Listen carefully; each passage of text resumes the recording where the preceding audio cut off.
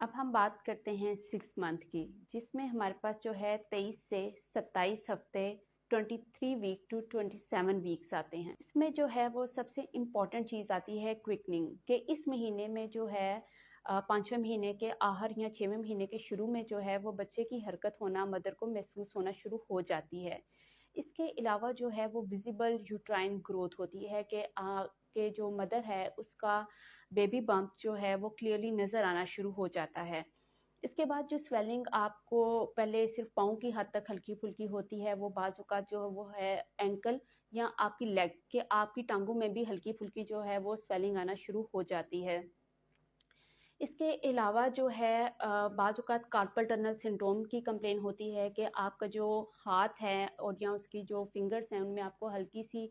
सुइयाँ चुभती हुई महसूस होती हैं या दर्द की कंप्लेन शुरू हो जाती है ड्यू टू प्रेशर सिम्पटम। इसके अलावा जो है स्ट्रेच मार्क्स जो हैं वो ज़्यादा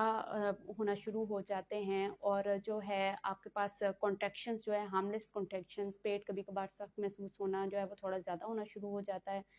और इसके अलावा जो है बैकएक होना, हल्का सा नौजिया फील हो जाना,